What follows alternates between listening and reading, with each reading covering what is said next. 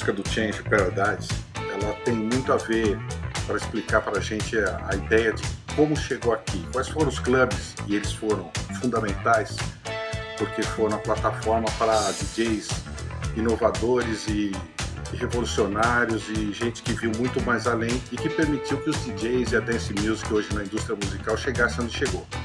Então, o nome desses caras tem a ver com isso. Eu fiz essa camiseta aqui e acho que a história começa não nessa ordem que está aqui, que eu quis homenagear. Começa com esse cara aqui, Dave Mancuso, passa por esse cara aqui de uma forma muito especial e tem a ver com essa música e com a casa noturna onde essa música era tocada. Aí vocês vão ver a força que ela tinha e a gente entender um pouco mais desse lance todo, até onde isso chegou.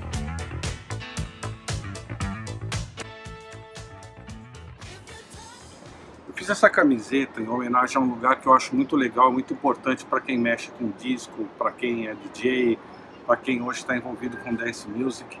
Elas são as coordenadas de um lugar especial, mas pesquisando a gente percebe que a coisa começou um pouco antes do que esse lugar passou a representar. Então vamos fazer um tour aqui em Nova York rápido para entender que lugares foram esses e a gente termina nesse lugar. Vamos lá?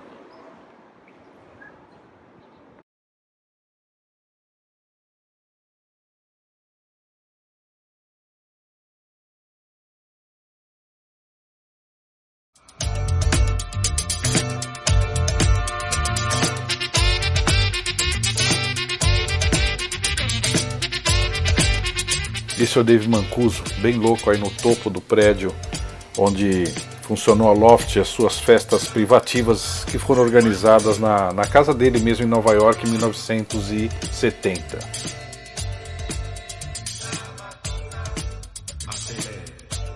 Tudo começou na Loft. A Loft ficava aqui nesse prédio, aqui no número 647 da Broadway, nesse edifício antigo. E começou como uma brincadeira do Dave Mancuso. Festas privadas, eram festas em que só podiam vir as pessoas que estivessem convidadas aqui onde ele morava. As festas iam até de manhã e eram memoráveis. Isso foi em 1970, então essas festas rolaram aqui por 4 anos, até 74, quando ele teve que sair daqui porque um prédio aqui das imediações, inclusive, desmoronou. É uma vizinhança de prédios antigos. E daqui ele foi para lá, para Prince Street, que a gente vai ver, que é bem aqui pertinho. Descendo 6 quadras, a gente está lá no endereço novo da Loft, onde passou a funcionar depois que o Dave Mancuso, influenciando todas essas pessoas no finalzinho dos anos 70, começo dos 80, ainda mais antes da disco e do Estúdio 54. Nós estamos aqui no 647 da Broadway e infelizmente o Dave Mancuso deixou a gente em novembro de 2016, mas o legado dele está aí para todos os DJs. Vamos em frente.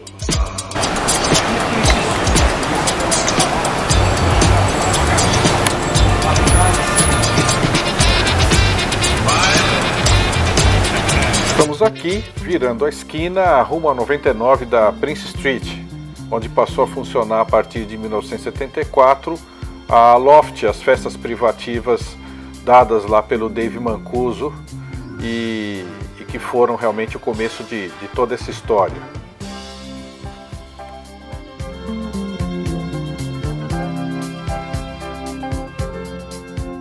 É interessante a gente saber que o Dave Mancuso ele era um cara avesso ao beat matching, né? Essa técnica de mixar as músicas perfeitamente na sequência, seguindo o beat de cada música. O lance dele era uma experiência mais sensorial. É interessante a gente saber que o nome das festas dele, essas festas que começou a dar aqui na Loft, eram Love Saves the Day, né? Aí vocês vão ler nas entrelinhas para entender esse nome, Love Saves the Day.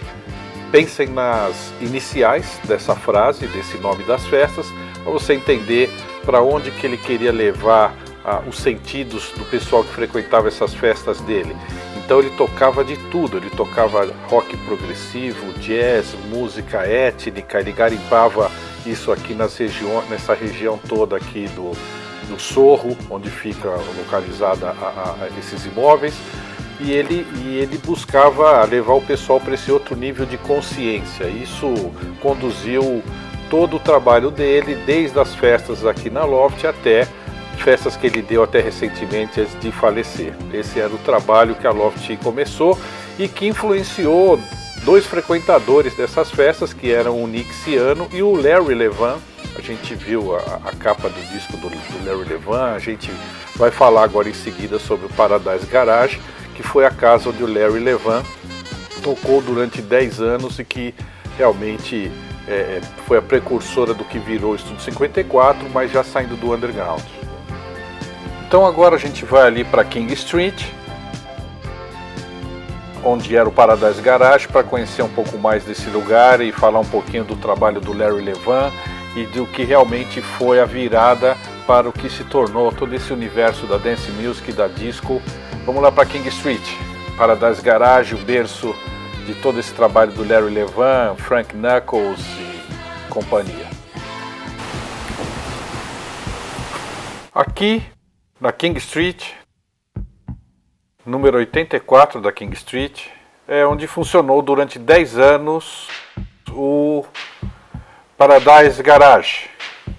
Aqui tocou o Larry Levan, legendário DJ que influenciou a house music e foi realmente fundamental para tudo que hoje está acontecendo na cena dance, nas baladas, no trabalho dos DJs. O Paradise Garage fez história, né? Como a gente está vendo. Em 77 ele já tinha um sistema de som que era influenciado pela concepção de qualidade do Dave Mancuso, da Loft. Então o Alex Rosner, que é considerado aí um gênio da parte de criação de casas noturnas, de sonorização de casas noturnas, criou um som que quem frequentou o Paradise Garage comenta que acho que foi imbatível.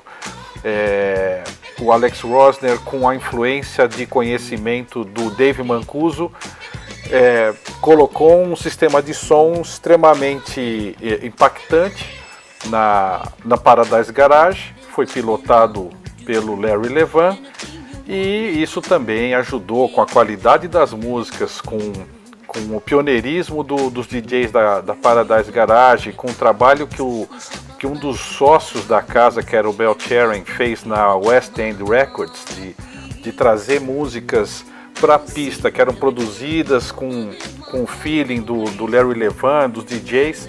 Realmente começou todo esse processo em que os clubes são influenciados pelas gravadoras, mas mais do que isso, o que tinha recall na pista de dança, o que era realmente o que tinha receptividade do público do Larry Levan na pista, era o que fazia a produção da West End Records também divulgar e, logicamente, ir para as rádios e influenciar o trabalho de rádios que também eram ícones desse movimento, né? A WBLS, a WKTU, a Kiss FM. Quem começou a curtir rádio aqui no Brasil no finalzinho dos anos 70, comecinho dos 80, viveu uma era realmente marcante. Acho que todos os grandes DJs aí do Brasil nasceram daquela estirpe de pessoal que curtia rádios aqui no Brasil, que traziam as músicas e as informações que vinham dessas rádios. E hoje a gente vê que elas eram influenciadas fortemente por esses clubes, que eram clubes underground, que eram clubes que traziam fortemente uma manifestação do pessoal que era meio que excluído da grande mídia, né? Esse pessoal underground, mas que é realmente extremamente influente. E a gente vai ver aí algumas cenas legais que aconteceram em 2014, ou seja, 27 anos depois que a Paradise Garage fechou, por frequentadores da casa, que tem inclusive um movimento onde eles querem transformar o nome da King Street, onde ficava a Paradise Garage, em Larry Levan Street ou Larry Levan Way.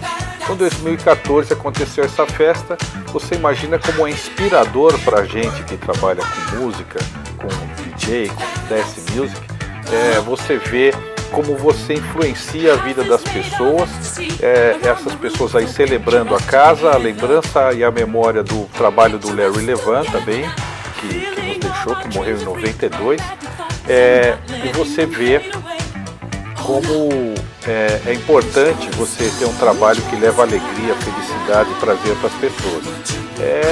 Acho que a gente aqui no Brasil ainda não chegou no nível de poder ter uma festa dessa para lembrar a memória de casas como Aquários ou como Banana Power.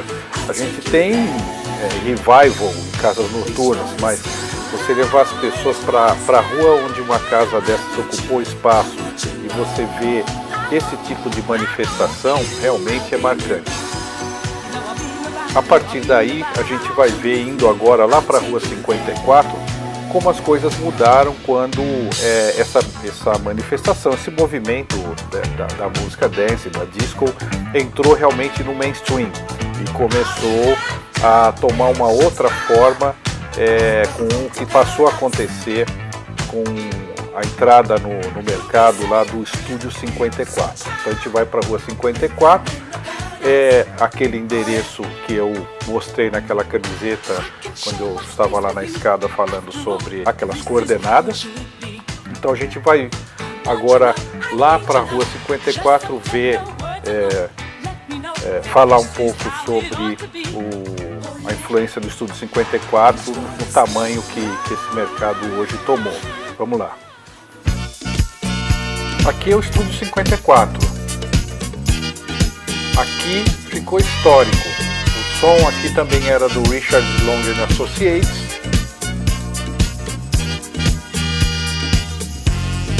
E aqui foi feita história com DJs como Nick Ciano, Gaxor e outros caras que aparecem naquela camiseta do início do vídeo.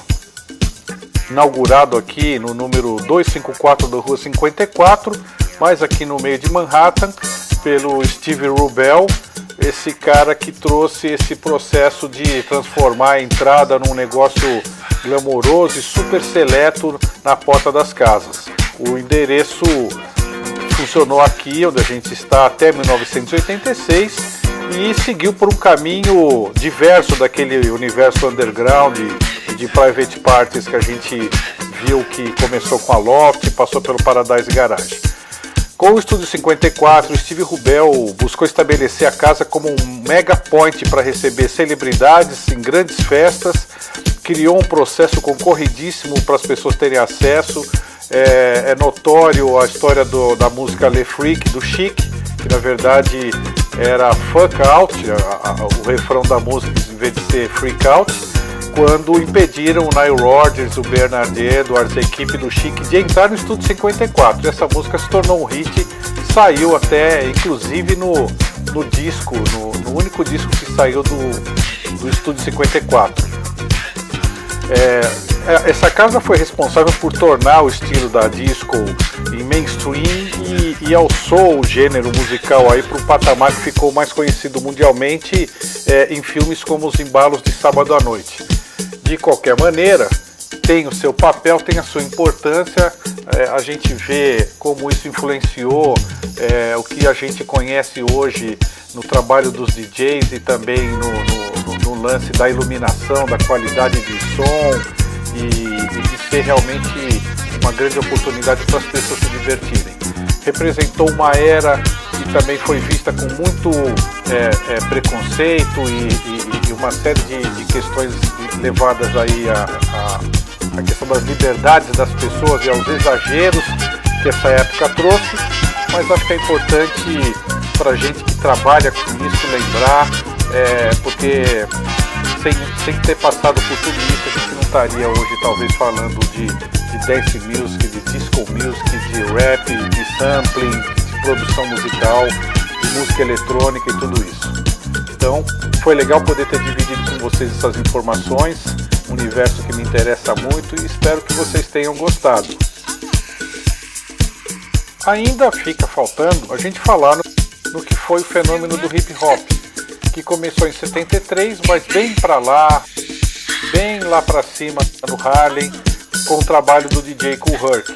Lá no Harlem, lá na 1520 da Sedgwick Avenue. lá nos conjuntos, lá no Harlem. Em 73, o Kool Herc começou suas festas mixando os breaks e aí chegou no que é hoje a cultura do hip hop e o rap. Mas também eles começaram a trabalhar em cima da black music e do que se tocava nas discos que eu citei. Legal, espero que vocês tenham gostado. E é isso aí.